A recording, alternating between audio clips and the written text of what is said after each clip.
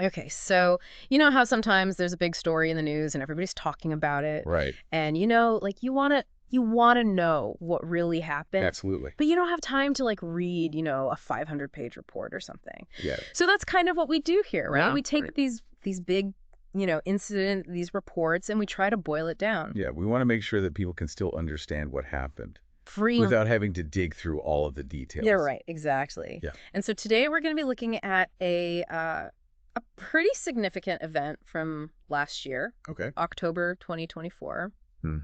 The grounding and subsequent loss of a Royal New Zealand Navy ship, the HMNZS Manawanui, The Manawanui, yeah. off the coast of Upolu in Samoa. Right. And this was not just any ship.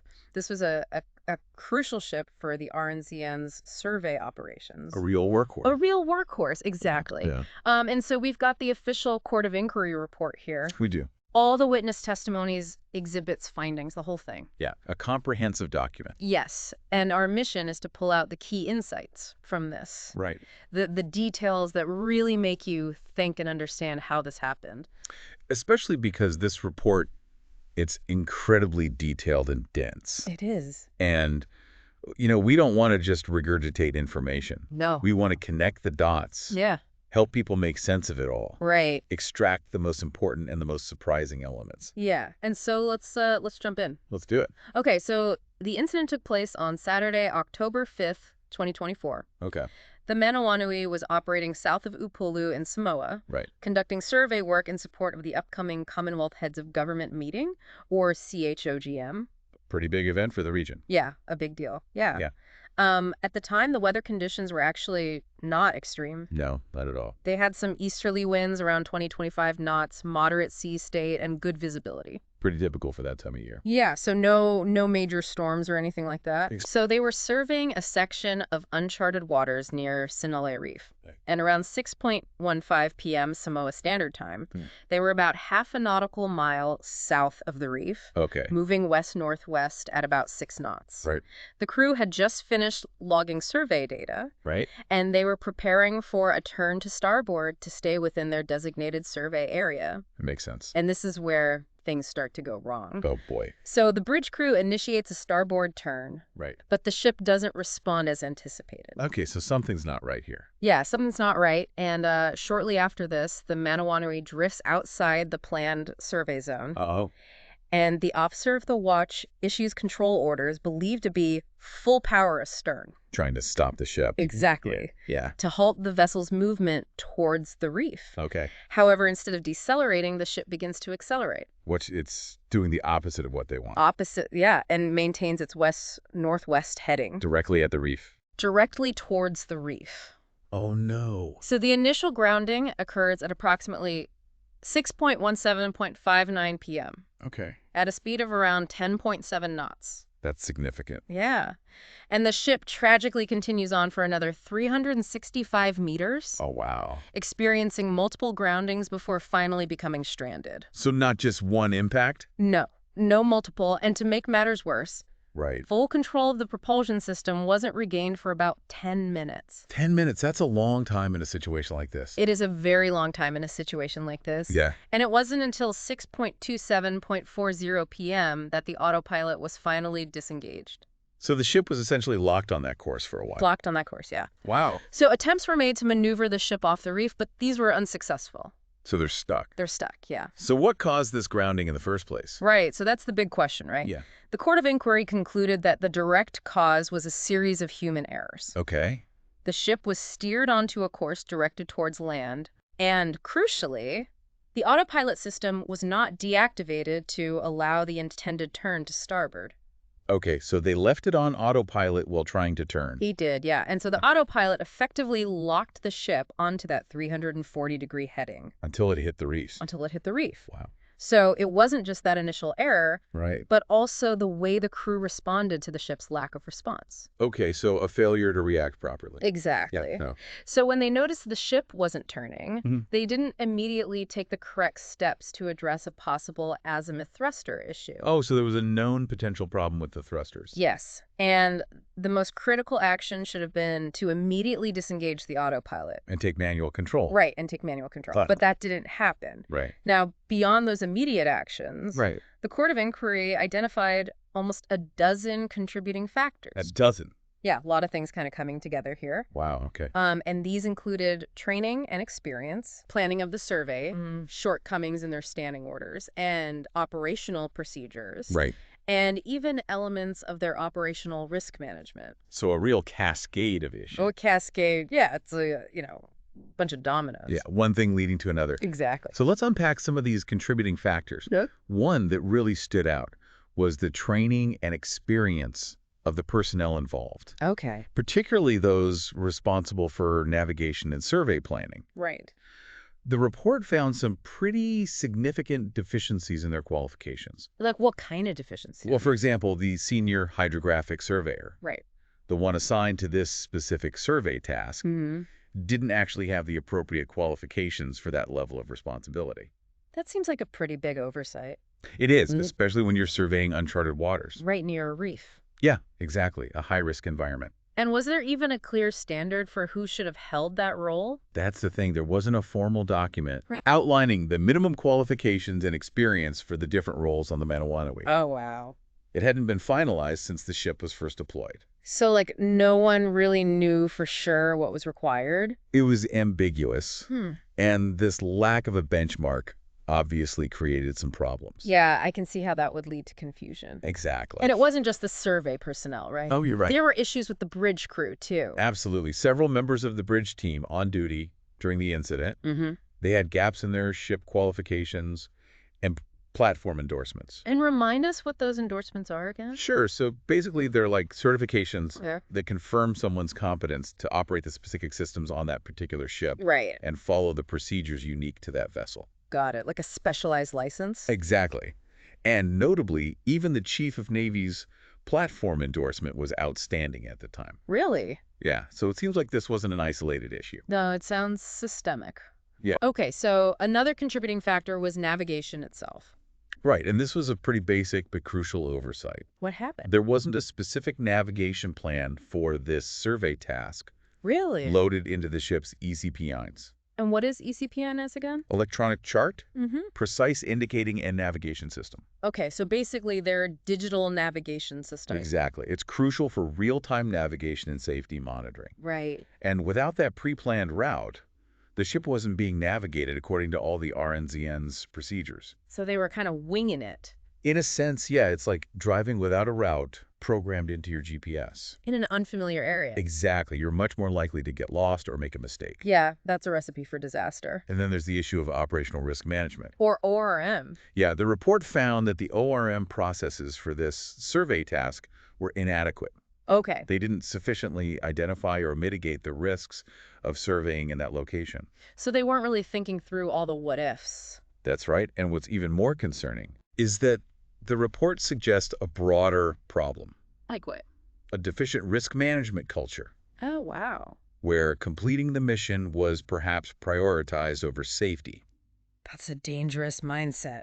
It is, and it seems like the pressure to keep to the survey schedule might have overshadowed the need for a more thorough risk assessment. So, a bit of a rush to get things done. Perhaps, yeah. Okay, so let's talk about what happened immediately after the grounding. Okay. What did the crew do? Well, they took 4 key actions almost simultaneously. Okay. First, they started comprehensive searches throughout the ship. Looking for damage. Exactly. Then they brought the ship's company to emergency stations, Okay. signaling a heightened state of alert. Got it. Then they deployed the anchors. Right. This was about 5 minutes after the initial grounding, Okay. around 6:22 p.m. Okay. And finally, once they had partial control of the propulsion system again, Mm-hmm. they attempted to maneuver the ship off the reef. Okay, so they were trying everything they could. They were, yeah, but were they able to figure out how bad the damage was? Right, so that's the next question. Well, this is where the Manawanui's design actually presented a challenge. Okay, how so? It had a predominantly double skin construction. Okay. which is good for protection, Right. but it lacked traditional sounding tubes Which are used for? for physically checking fluid levels in tanks. Oh, okay. And because the ship was being violently tossed around by the waves, Right. it made it really difficult for the crew to assess the damage.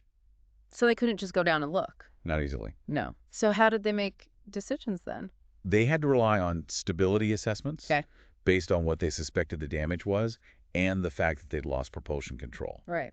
And although initial inspections didn't reveal any obvious breaches, the command team believed the hull had likely been compromised. Just based on the severity of the grounding? Exactly. Okay. And this assessment was a primary factor in the decision to abandon ship. So they couldn't be sure, but they had to act. They did. And because of this uncertainty, damage control efforts were scaled back Makes sense. as they focused on getting the crew off safely. Okay, so let's talk about that decision to abandon ship. Sure. That's led to that. Well, interestingly, there wasn't a specific RNZN policy for abandoning the Manawanui. Really? Yeah, they had general guidance, Okay. but they largely relied on their collective knowledge and experience. To figure it out on the spot.